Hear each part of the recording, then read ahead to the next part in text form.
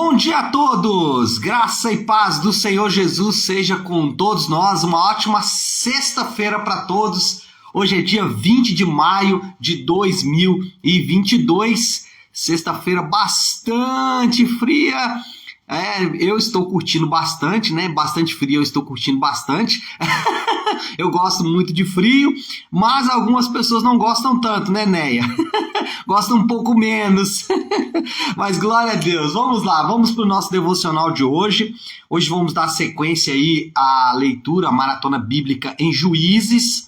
Hoje nós vamos falar de Juízes de 4 a 6. Na verdade, eu vou focar nos capítulos 4 e 5, que contam a história da juíza Débora, da profetisa Débora. Então nós vamos então falar sobre a história dela. Deixa eu ler com vocês aqui um texto.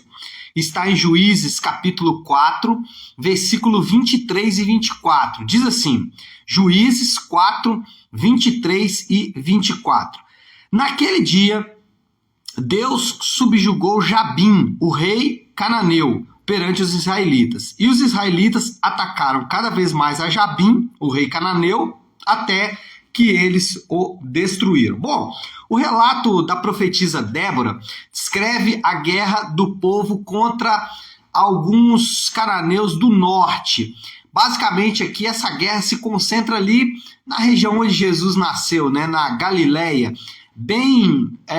Aliás, onde Jesus nasceu não, onde Jesus viveu, onde seu ministério foi desenvolvido, na verdade. Mas o ponto aqui é que essa guerra está centralizada no norte do país, bem lá acima na nação de Israel. Essa narrativa da guerra de Débora, Baraque principalmente, e Sísera, nós vamos falar um pouquinho de Baraque e Sísera aí mais para frente no nosso devocional, mas essa guerra, ela ressalta algumas coisas. Primeiro, o fato de que o pecado, ele descaracteriza as pessoas. Baraque era um comandante do exército, era um homem poderoso, era um homem que, provavelmente não, né? Certamente era um homem brutal, até porque era um homem de guerra, mas diante da profetisa Débora, ele demonstra desconfiança quando ela vem falar com ele: olha, o Senhor Deus manda dizer que você vá para tal lugar porque o Senhor vai entregar nas tuas mãos os teus inimigos. Ele fala: não, eu só vou se você for comigo. Exatamente aí o resultado do pecado na vida do homem. Outro exemplo que a gente pode dar um pouco mais avante na história era João. João é conhecido como o apóstolo do amor, sempre demonstrou muito amor para as pessoas, foi marcado por isso. Contudo, em determinado momento do ministério de Jesus, João pede para descer fogo do céu e destruir as pessoas. Ele não era sanguinário, mas o pecado o transformou em alguém nessa situação. Por isso que Paulo ele fala, lá em Romanos capítulo 12, sobre a transformação da mente. Essa palavra ela tem muito mais impacto quando você entende a construção da carta de Paulo aos Romanos. Paulo, ele primeiro faz uma belíssima exposição do Evangelho, talvez a mais completa exposição do Evangelho que nós temos no Novo Testamento, que é do capítulo 1 até o capítulo de número 11. E aí no capítulo 12 ele fala: olha, por causa disso, ou seja, portanto, o capítulo 12 começa assim: transforme a sua mente. Por quê? Porque se o pecado ele descaracteriza a pessoa, o Evangelho transforma a pessoa naquilo que de fato ela é. Eu costumo dizer que as pessoas dizem que errar é humano. Não, errar não é humano.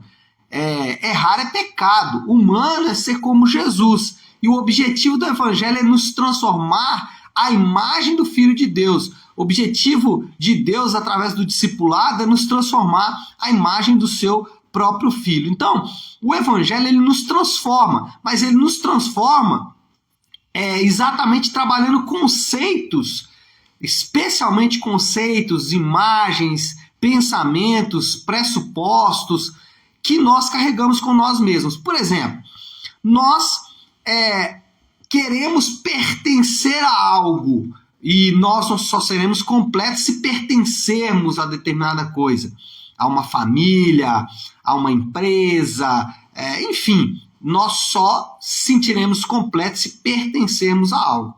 Só que a Bíblia ensina que o Evangelho ensina que só seremos saciados quando servirmos. Por isso que igreja é um lugar para servir. O povo de Deus é um lugar onde nós podemos servir. Porque pertencer sem servir não faz o mínimo sentido. Para dar um exemplo. Outro, vamos lá. O Evangelho transforma a maneira, por exemplo, como a gente vê o dinheiro. Nós pensamos no dinheiro como algo a receber, guardar, porque essa é a nossa segurança. Mas o Evangelho ensina que nós devemos ser generosos. A palavra de Deus ensina que devemos ser generosos.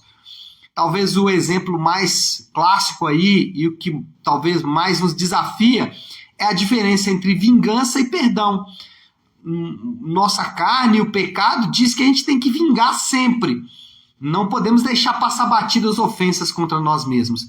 Já o Evangelho ensina sobre perdão. Então, se o pecado descaracteriza, o Evangelho é a resposta de Deus para de novo transformar os homens à imagem do Filho de Deus. Segundo ponto que esse relato ressalta é que o povo de Deus, eles devem aprender a confiar em Deus. O início do texto vai dizer que o povo deixou a confiança em Deus para confiar em deuses falsos. Além disso, vimos aqui Baraque, que não confiava na palavra de Deus, dada pela profetisa Débora. Enfim, o povo estava demonstrando ali pouquíssima confiança em Deus. Quando a gente olha para a vida de Jesus, a gente vê que Jesus confiou ou demonstrou profunda confiança no Pai. Ainda que Jesus, em muitos momentos, principalmente no momento da crucificação, ele sentiu muito ter que fazer o que ia ter que fazer, mas ainda assim ele demonstrava confiança no Pai, dizendo, olha, eu sei que vai ser difícil, mas eu confio que o Senhor está conduzindo todas as coisas. O ponto aqui é que as vicissitudes da vida, as dificuldades da vida, as lutas da vida, as dores da vida, elas exigem confiança em Deus. Por quê? Porque isso trabalha para formar o nosso caráter, trabalha para formar a nossa própria vida. E quando a gente fala em confiar em Deus, muita gente pensa que a confiança em Deus é algo subjetivo, é algo que eu falo, é algo que eu não tenho que fazer nada que diz respeito a isso. Você pensa o seguinte, não, eu confio em Deus, pronto, já estou confiando em Deus. Não. Confiar em Deus é confiar naquilo que Ele ensina na palavra dele. Por exemplo, Deus fala para a gente confiar na oração. Agora, vamos lá, gente. Nós sabemos o quanto é difícil confiar na oração, né? Quantos de nós... Vou dar um exemplo aqui bem simplório, mas que ajuda a exemplificar o que eu estou falando. Quantos de nós oramos para que Deus nos cure da dor de cabeça, mas a seguir tomamos a Neosaldina? Ou confiamos na oração ou confiamos na Neosaldina. Não, pastor, mas Deus pode estar usando a Neosaldina. Eu acredito nisso. Eu disse que o exemplo era simplório, mas é para mostrar que confiar na oração às vezes é tão difícil. Dizer o seguinte, olha, o que nós temos que fazer aqui é só orar. E assim que Deus fala, olha, confia em mim orando e crendo que eu estou ouvindo a sua oração e que eu estou conduzindo as coisas. Então, confiar na oração nem sempre é tão fácil. Confiar em Deus é confiar na oração. Confiar em Deus é confiar nas promessas de Deus. Lembra que Hebreus fala que fé é certeza em coisas que não se vê? Então, confiar nas promessas de Deus. Às vezes falamos que confiamos nas promessas de Deus, mas de fato não estamos confiando. Então, confiar em Deus é confiar em suas promessas. Alguém que diz que confia em Deus, mas sequer conhece as promessas de Deus, não faz muito sentido. Eu confio em Deus em quê? Em que você confia em Deus? Não, eu confio que Ele pode fazer todas as coisas. Ora, até os pombos que estão aqui no meu telhado, confio que Deus pode fazer alguma coisa. Agora, confiar nas promessas objetivas de Deus significa conhecer essas promessas e basear a sua vida nessas promessas. E o mais difícil talvez é confiar no discipulado, é confiar que Deus está formando e forjando o caráter dele em você. Isso é o mais difícil, porque nos momentos de desafio que temos na vida, a nossa tendência é achar que Deus nos abandonou, que Deus deixou para trás. Então, confiar em Deus é confiar de maneira objetiva, confiar que Deus está trabalhando na sua vida, confiar nas promessas e confiar na oração. E, em terceiro lugar, Deus é sábio na condução dos seus planos. O relato ressalta a sabedoria de Deus na condução dos planos dele. É interessante que o comandante Císara, que era o grande inimigo aqui do povo de Deus, ele foi morto de maneira infantil. Se você ler o relato aí, você vai até rir, vai falar, não é possível que esse cara morreu dessa maneira. Foi enganado de maneira infantil e acabou assassinado de modo... assassinado não, né? Acabou morto mesmo de modo, assim, inacreditável. Quando a gente olha para Jesus e a sabedoria de Deus em Jesus, a gente se impressiona. Por quê? Porque como a gente pode encontrar sabedoria em Jesus morrendo para salvar? Ai, onde está a sabedoria nisso, gente? Morre para salvar. Do nosso ponto não faz o mínimo sentido, mas é a sabedoria de Deus. O que é a sabedoria de Deus? A melhor definição que eu já ouvi sobre a sabedoria de Deus é de um grande teólogo, e ele disse o seguinte, que a sabedoria de Deus é quando Deus alcança os melhores objetivos da melhor maneira.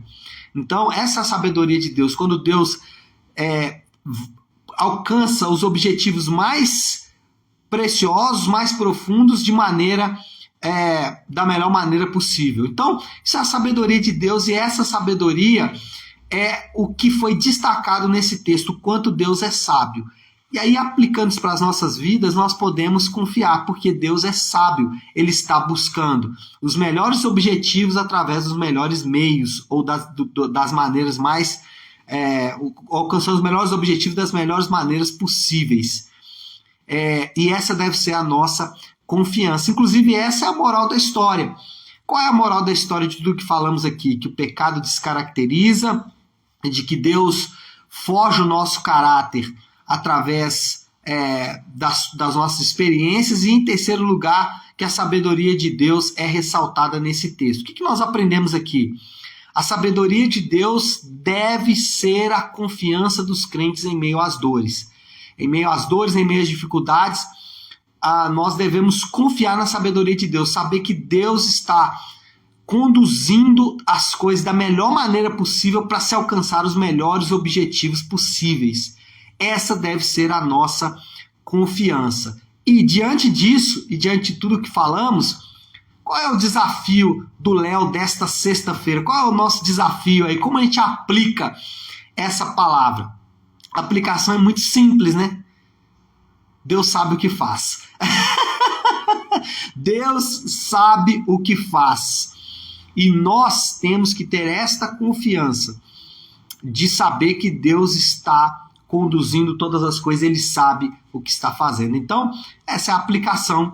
E com essa aplicação nós encerramos, então, o nosso devocional de hoje. Eu queria que nós orássemos por tudo isso. E como eu gosto de fazer toda segunda e toda sexta-feira, eu gosto de encerrar a nossa semana de devocional com a oração do Pai Nosso, com a oração que o Senhor Jesus nos ensinou. Então, se você puder ir agora, pare um instante o que está fazendo e vamos juntos buscar a Deus em oração, orando a oração do Pai Nosso.